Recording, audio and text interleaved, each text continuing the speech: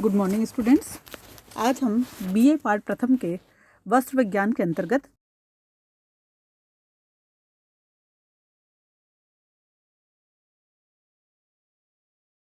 इनका परिचय दिया था और उसके महत्व के बारे में आपसे बात की थी। अब हम बात कर रहे हैं क्लासिफिकेशन ऑफ टेक्सटाइल फाइबर, यानी वस्त्र विज्ञान के अंतर्गत जो रेशे हैं उनका वर्गीकरण किस प्रकार से किया जाता है। क्योंकि रेशा या तंतु जो होता है, जैसे हम तंतु भी कहते हैं, रेशा भी कहते हैं या फाइबर भी कहा जाता है, ये एक वस्त्र विज्ञान की जो कह सकते हैं मूल इकाई होती है। क्योंकि अगर हम किसी भी वस्त्र के बारे में जानना चाहते हैं तो हमें रेशों के बारे में जानना और अध्ययन करना बहुत ही आवश्यक होता है। यानी जैसा कि हॉलन एंड सैडलर ने लिखा कि analyse a fabric to analyse a fabric, यानी यदि हम किसी भी वस्त्र को एनालाइज करना चाहते हैं, उसकी पहचान को जानना चाहते हैं या उसकी क्वालिटी को, उसकी परफॉर्मेंस को जानना चाहते हैं, तो हमें उसके सबसे पहले रेशों के बारे में जानकारी होना काफ़ी आवश्यक है। इसलिए ज़रूरी है कि वस्त्र निर्माण के लिए हम सबसे पहले क्लासिफिकेशन के बारे में आपसे बात करें। तो यदि हम देखें तो ऑरिजिन को यदि हम देखें या उत्पत्ति को हम देखें कि कहाँ से मूल उद्गम होता है रेशे को, तो हम रेशे को यहाँ पर दो भागों में क्लासिफाई करते हैं। एक वो रेशा जिसे हम कहते हैं प्राकृतिक रेशा, जो कि नेचुरल फाइबर्स है, यानी जो नेचर के सोर्सेज से हमें प्राप्त होता है उसे हम नेचुरल फाइबर्स कहते हैं। और दूसरा होता है कृत्रिम रेशा, यानी आर्टिफिशियल फाइबर, यानी जो मानव के द्वारा निर्मित है। हम ये भी कह सकते हैं कि मानवकृत रेशा और प्राकृतिक रेशा, यानी जो प्रकृति से रेशा प्राप्त होता है उसे प्राकृतिक रेशा कहा जाता है, और जो मनुष्यों के द्वारा निर्माण किया जाता है उसे मानवकृत रेशा भी कहा जाता है। तो हम किसी भी तरह से क्लासिफाई कर सकते हैं, यानी प्राकृतिक रेशा और कृत्रिम रेशा, या प्राकृतिक रेशा और मानवकृत रेशा। तो यहाँ पर हम एक एक रेशे के बारे में आपसे बात करेंगे। सबसे पहले हम उसको क्लासिफाई करेंगे। तो वानस्पतिक रेशे जितने भी हैं या वेजिटेटिव फाइबर्स,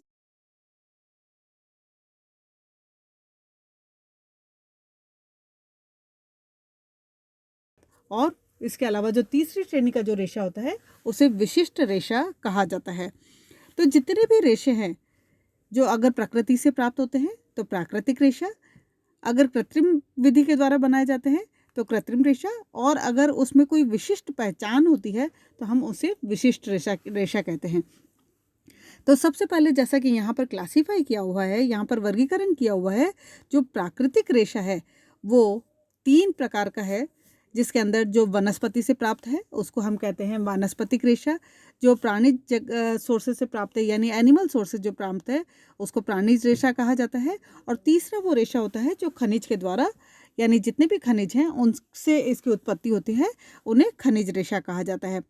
तो वानस्पतिक रेशे के अंतर्गत, क्योंकि वनस्पति जो नेचर के अंदर पाई जाती है वो विभिन्न उसके जो पार्ट्स होते हैं, विभिन्न पार्ट्स होते हैं, जैसे बीज उसका पार्ट होता है, तना पार्ट होता है, पत्ते पार्ट होते हैं, फूल होता है, फल होता है। इस तरह से जो विभिन्न पार्ट्स हैं उनके द्वारा भी विभिन्न प्रकार के जो नेचुरल प्राकृतिक रेशे हैं और जो वनस्पति से प्राप्त रेशे हैं वो उनसे प्राप्त होते हैं।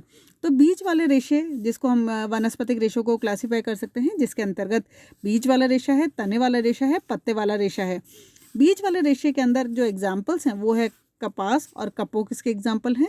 तने वाले रेशे के जो एग्जाम्पल है लिनन, जूट, हेम्प, रेमी, सन, मनीला, कॉयर, ये जो विभिन्न तने से प्राप्त रेशे हैं उनके कुछ एग्जाम्पल्स है। इसके अलावा पत्ते वाले जो रेशे हैं जिसका एग्जाम्पल है पीना और सीसल, ये पत्तों से प्राप्त होते हैं।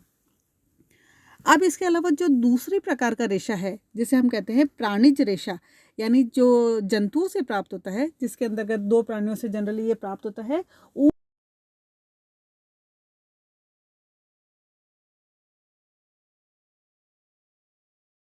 जो रेशा है जिसे हम कहते हैं खनिज रेशा, क्योंकि ये प्रकृति के अंदर खनिज भी अवेलेबल है, तो खनिज से भी बहुत प्रकार के रेशे निकाले जाते हैं। और इनका उपयोग अगर हम पुराने ज़माने में देखें तो सोने और चांदी के तारों का उपयोग राजा और महाराजाओं के जो वस्त्र होते थे उनके अंतर्गत किया जाता था। इसके अलावा जो आग बुझाने वाले वस्त्र हैं उनमें एस्बेस्टस का उपयोग किया जाता है। तो खनिज के जो इम्पोर्टेंट एग्जाम्पल्स हैं वो हैं सोना, चांदी और एस्बेस्टस। इसके अलावा हम बात करते हैं कृत्रिम रेशों के बारे में। तो कृत्रिम रेशे यानी जो आर्टिफिशियली बनाए जाते हैं या मानव के द्वारा बनाए जाते हैं, इनको भी हम 2 भागों में क्लासीफाई करते हैं। एक मानवकृत रेशा है और दूसरा संश्लेषित या बिल्कुल रासायनिक रेशा, जिसके अंदर बिल्कुल रसायन का उपयोग किया जाता है, प्योर रसायन होते हैं, उनका निर्माण किया जाता है। तो मानवकृत जो रेशे हैं उसको कहा जाता है मानवकृत सेलुलोजिक रेशा। उसके जो उदाहरण हैं वो हैं नाइट्रोसेल्युलोज, क्यूप्रामोनियम और विस्कस रेयॉन। और संश्लेषित रेशे जो होते हैं रासायनिक रेशे हैं, उनके उदाहरण हैं nylon, Dacron, Orlon, एक्रिलिन, क्रेसलॉन, जेफ्रॉन, terylene, डरवन, Saran, डायनेल, velar और फाइबर ग्लास। ये विभिन्न प्रकार के रासायनिक रेशे हैं। तीसरी प्रकार का जो रेशा है जिसे हम कहते हैं विशिष्ट रेशे, यानी वो रेशे जो विशिष्ट प्रकार की विधि से तैयार किए जाते हैं, स्पेशल कैरेक्टरिस्टिक्स होती है, उनके एग्जाम्पल से परिवर्तित रेशे, मिश्रित रेशे और विशिष्ट रेशे। अब हम यहाँ पर एक एक करके कुछ रेशों के बारे में जानकारी आपको देंगे। तो प्राकृतिक रेशे, जैसे कि हमने कहा कि जो प्रकृति से प्राप्त होते हैं वो प्राकृतिक रेशे कहलाते हैं। जैसे ये रेशे जो होते हैं वो कीड़ों से प्राप्त होते हैं, जानवरों से प्राप्त होते हैं और पेड़ पौधे अथवा खनिज जो प्रकृति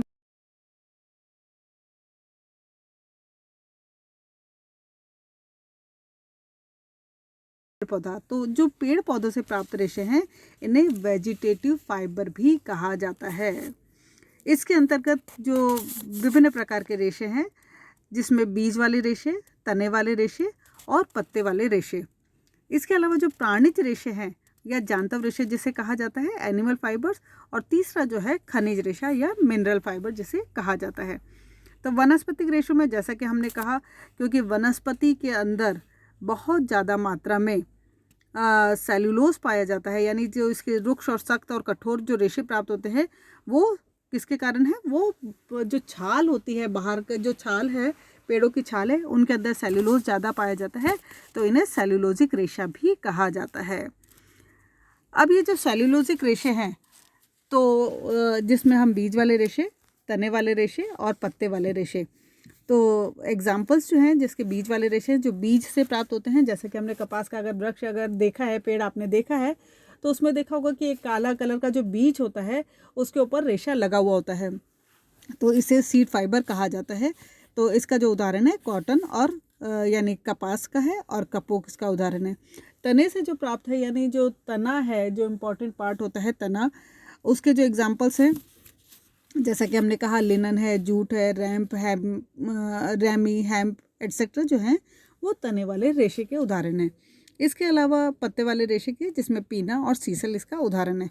तो कपास का रेशा जैसे एग्जाम्पल हम बात करें तो कपास जो है वनस्पति जगत से प्राप्त सभी रेशों में सर्वश्रेष्ठ होता है और इतना लोकप्रिय है कि हर घर में हर व्यक्ति के पास ये रेशा अवेलेबल होता है। मजबूत और टिकाऊ वस्त्र के लिए भी बहुत इंपॉर्टेंट होता है और इसे यूनिवर्सल रेशा या विश्वव्यापी रेशा भी कहा।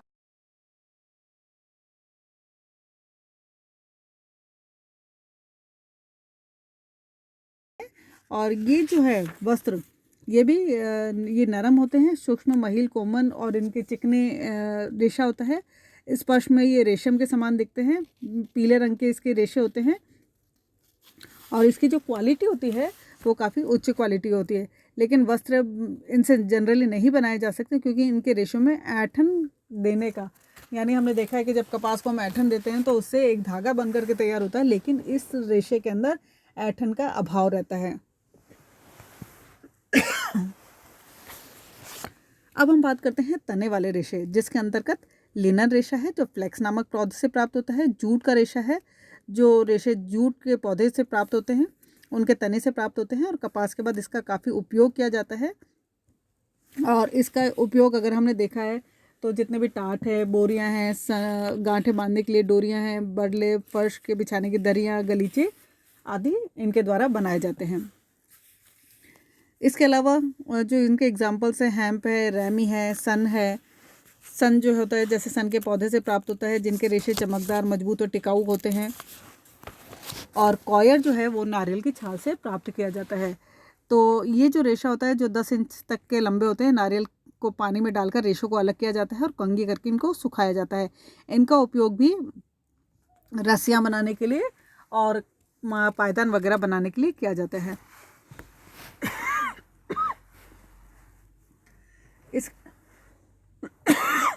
इसके अलावा जो पत्तों से प्राप्त रेशे हैं जिसके अंदर पाइनएप्पल की पत्तियों से जो प्राप्त किए जाते हैं उसे पिना कहा जाता है।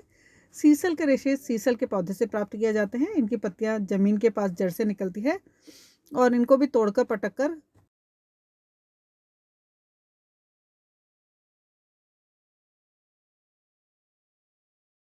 प्रकार के होते हैं। ऊन है जो प्राणियों से प्राप्त होता है, ऊन है और रेशम है। ऊन जो है भेड़ के बालों से, इसके अलावा खरगोश, बकरी, ऊंट, घोड़े और कुछ विशेष जाति के जानवरों से प्राप्त होता है जो कि बर्फीले प्रदेशों में पाए जाते हैं। उनसे ऊन प्राप्त किया जाता है, बालों को निकाला जाता है और बालों के द्वारा ऊन का निर्माण किया जाता है।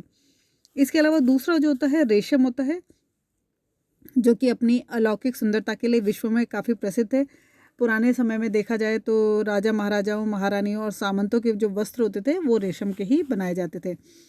रेशम के रेशे सुंदर, चमकीले, कोमल, लंबे, अति सूक्ष्म, मुलायम और मजबूत होते हैं। रेशम की कीड़ों से ये प्राप्त किए जाते हैं। इसके अलावा हम बात करते हैं खनिज रेशा, जो खनिज से प्राप्त किए जाते हैं, नेचुरल फाइबर के अंतर्गत आते हैं, जिसके अंदर चांदी है। चांदी के रेशे सफ़ेद रंग के होते हैं।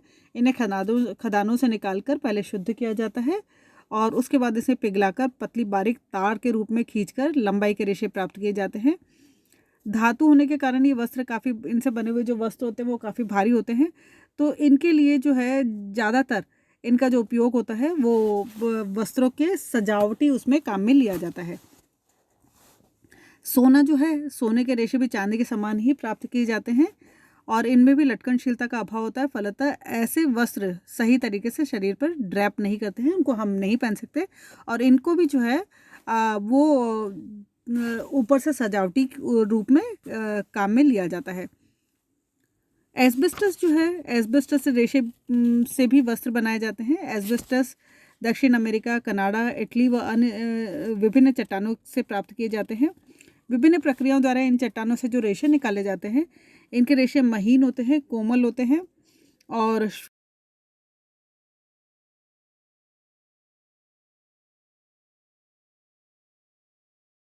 पर प्रभाव पड़ता है। अतः ये अज्वलनशील है, अम्ल अवरोधक, नमी अवरोधक और जंग अवरोधक होते हैं। अब हम बात करते हैं कृत्रिम रेशों की, यानी वे रेशे जिनका प्रकृति से हमें प्राप्त नहीं है, बल्कि जिन्हें बनाने के लिए विभिन्न प्रकार के रसायनों का उपयोग किया गया है और यांत्रिक विधियों के द्वारा इनका निर्माण किया जाता है। इसके अंतर्गत दो प्रकार के हमने जैसे कि पहले क्लासिफाई किया है, दो प्रकार के ये हैं, मानवकृत रेशा और संश्लेषित या रासायनिक रेशा। तो मानवकृत रेशा जो है, जैसा कि यहाँ पर है, मैनमेड फाइबर है और दूसरा केमिकल या सिंथेटिक फाइबर है। मानवकृत रेशे के अंतर्गत रेयॉन जो है इसका उदाहरण है।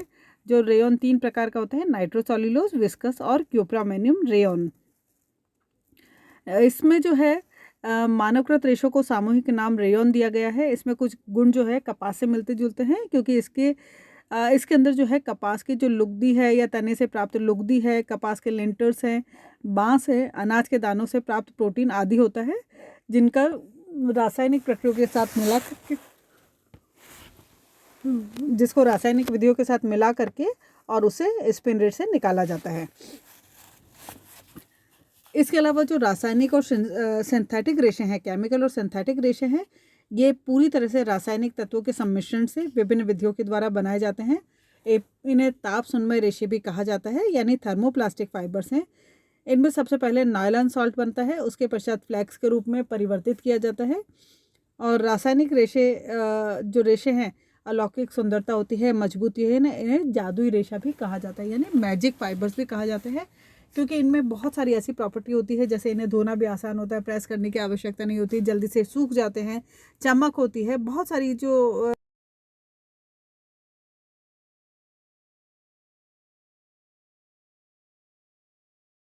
नहीं होती है, अतः इन्हें गर्मी में पहनना नहीं चाहिए। और इसके अलावा ये है, आग को बहुत जल्दी से पकड़ते हैं, तेज़ी से पकड़ते हैं, जिसके कारण से अगर इन्हें आग के पास काम करते समय काम में लिया जाता है तो कई बार दुर्घटनाएं भी देखी गई है। तो ये जो रासायनिक रेशे हैं, यानी जिसके अंतर्गत नायलॉन है, डैक्रॉन है, ऑर्लॉन है, फाइबर ग्लास, टेरिलीन, डरवन, सारन, डायनेल, इसके इत्यादि जो है इसके विभिन्न उदाहरण हैं। इसके अलावा कुछ जो अन्य रेशे हैं, यानी सभी प्रकार के रेशों के अतिरिक्त जो अन्य रेशे, यानी जिसके अंदर कुछ विशिष्ट प्रक्रिया का यूज़ किया जाता है, या विशिष्ट प्रकार के जो रेशे हैं जिसमें विशिष्ट बाल रेशे होते हैं, स्पेशल हेयर फाइबर्स, मिश्रित रेशे और परिवर्तित रेशे। तो ये जो विशिष्ट बाल रेशे हैं, जो विशिष्ट प्रकार के जो जानवर हैं उनके बालों से प्राप्त किया जाता है, जैसे एल्पाका, लामा, विक्यूना, कश्मीरी बकरी, अंगोरा, ऊंट, मोहेर, खरगोश आदि, जिनसे गर्म वस्त्र तैयार किए जाते हैं। और ये जो दुर्लभ जानवर जो ठंडे प्रदेशों में ऊंची पहाड़ियों पर रहते हैं, बहुत ही कठिनता से इनसे वस्त्र प्राप्त किए जाते हैं। तो ये काफ़ी बहुमूल्य होते हैं और काफ़ी गर्म भी होते हैं। इसका जो एक उदाहरण है, जैसे विक्यूना के बालों से बना जो मिंक कोट है, एक उदाहरण है, वो विश्व का सबसे महंगा कोट होता है। यानी मिंक कोट विश्व का सबसे महंगा कोट है, जो कि विक्यूना नामक जो जानवर है उससे प्राप्त किया जाता है। इसके अलावा जो मिश्रित रेशे होते हैं, यानी भिन्न भिन्न रेशों को मिला करके नए रेशों का निर्माण किया जाता है, उसे मिश्रित रेशा कहा जाता है। जिसके अंदर फॉर एग्जांपल जो है टेरिकॉट, जैसे टेरिकॉट है, टेरीवूल है, कॉट्स वूल है, टेरिलीन है। तो ये जो टेरिकॉट है, जिसमें दो शब्द जैसे हमें सुनाई दे रहे हैं, समझ में आ रहा है, टेरिलीन और कॉटन। कॉट्स वूल के अंदर कॉटन और ऊन, टेरीवूल के अंदर टेरिलीन और ऊन, यानी जो मिश्रित रेशे हैं उसमें दो प्रकार के रेशे पाए जाते हैं। परिवर्तित रेशे यानी वो रेशे जो विभिन्न प्रकार के परिवर्तन के द्वारा उसमें कुछ क्रियाएं की जाती है, जिससे वो अपने मूल रूप से परिवर्तित हो जाते हैं। जैसे इसका जो उदाहरण है मर्सराइज्ड कॉटन, कपास के रेशों पर रासायनिक प्रक्रिया की जाती है, उसके द्वारा मर्सराइज्ड कॉटन तैयार किया जाता है। और अन्य प्रकार के मर्सराइज्ड वस्त्र जो है वो भी इसी विधि के द्वारा तैयार किए जाते हैं। तो हम ये देखें कि जो रेशे हैं, विभिन्न प्रकार के रेशे अवेलेबल हैं और उनसे विभिन्न प्रकार के जो वस्त्र बनाए जाते हैं। और वस्त्रों की जो प्रॉपर्टीज़ हैं, वस्त्र कैसा होगा, उसकी गुणवत्ता कैसी होगी, उसकी लाइफ कैसी होगी, ये सारी चीज़ें डिपेंड करती है वस्त्र के जो इकाई है, जिसमें जिस रेशे का उपयोग गया है, उनके आधार पर उनकी क्वालिटी डिपेंड करती है।